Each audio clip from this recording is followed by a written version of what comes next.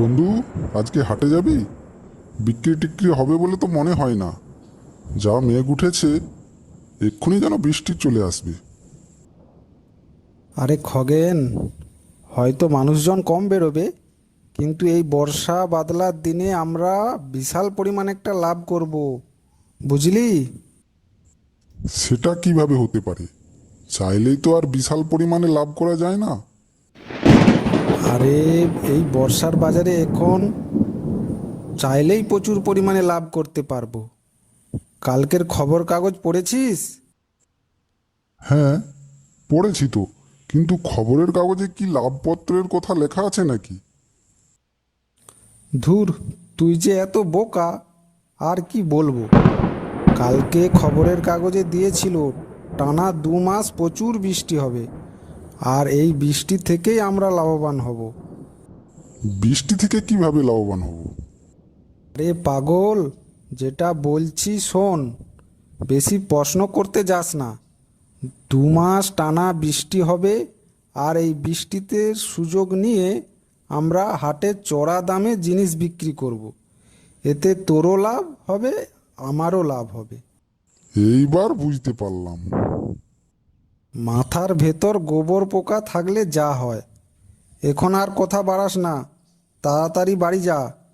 হাটতে যেতে হবে, আর বেশি করে 2টো মাছ নিয়ে যাস। ঠিক আছে, নিয়ে যাব। এখন তবে আসি, কেমন?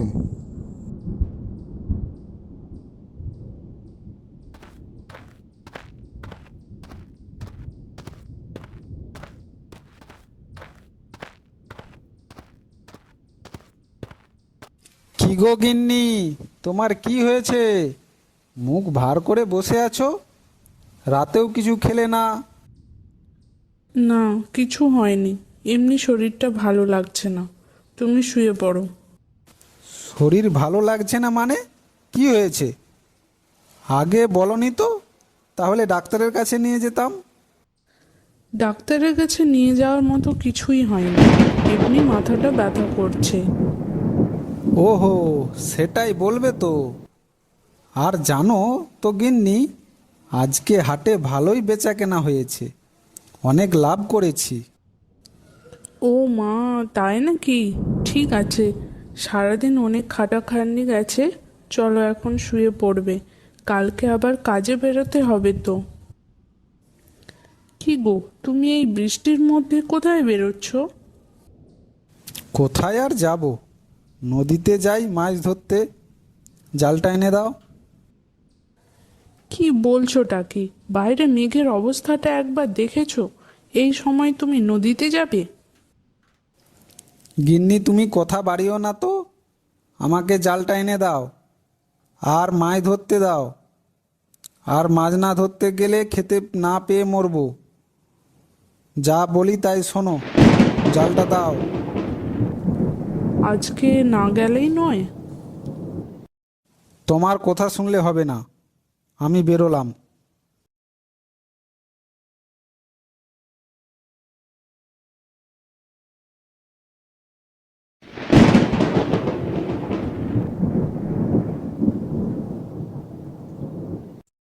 আজকে হাটে তো একটাও দোকান খোলা নেই। ভালোই হলো, আমাদের কাজে আরো সুবিধা হলো। খগেন, চল একটা ছাউনিতে গিয়ে বসে পড়ি। মনে হয় আজকে আর কেউ দোকান খুলবে বলে। চল চল।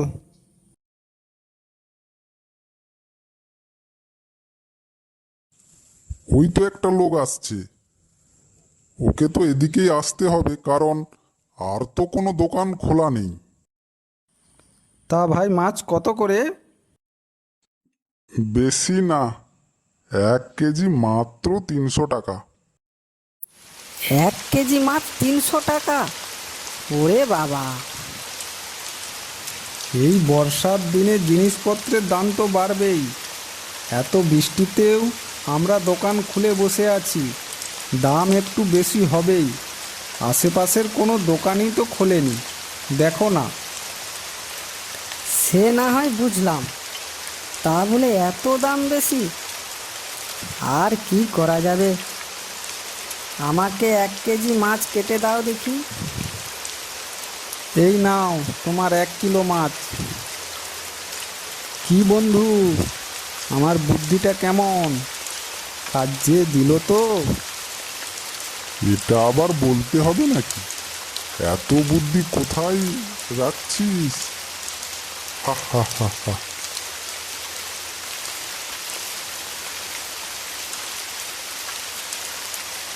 কিরে নটু, কোথায় গিয়েছিলি? এই বর্ষার বাজারে একটু মাছ কিনতে গিয়েছিলাম। আর বলিস না, বাজারে কোনো দোকান না খোলায় গোপাল আর খগেন মিলে যা ব্যবসা শুরু করেছে, চড়া দামে মাছ বিক্রি করছে। হ্যাঁ, তাই নাকি? আচ্ছা, তুই এখন যা, পরে কথা হবে। ওদের একটা ব্যবস্থা করতে হবে। বলছি গোপাল, তোর পুকুরটা দিবি? আমি তার পরিবর্তে তোকে 15,000 টাকা দেব। একসাথে এত টাকা? বেশ ভালোই হবে। আর বর্ষায় বাইরে বেরোতে হবে না। আচ্ছা ঠিক আছে, তাই হবে। আসুন আসুন, আমাদের দোকানে আসুন, সব কিছু তরতাজা পাবেন। নিয়ে যান, নিয়ে যান। আমাকে 2 কেজি মাছ দাও তো। আর মাছ কত করে দিচ্ছ? 1 কিলো মাছ 350 টাকা। কি, 1 কিলো মাছের দাম 350 টাকা? তোমরা তো দেখছি আরো দাম বাড়িয়েছো। নটু, একে একদম বিশ্বাস করবি না, খুব দুরিবাজ লোক।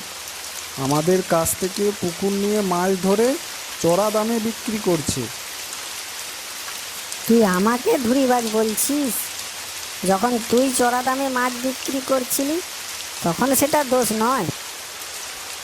হ্যাঁ শিবু, আমি আমার ভুল বুঝতে পেরেছি। আমি তোদেরকে দেখাতে চেয়েছিলাম, একজন বেশি মুনাফা করতে চাইলে বাজারে আরও কম্পিটিশন বেড়ে যায়, জিনিসপত্রের মূল্য বেড়ে যায়, ভারসাম্য হারিয়ে যায়। এটা তো আমরা ভেবে দেখিনি। আজ শিবু আমাদের চোখ খুলে দিয়েছে।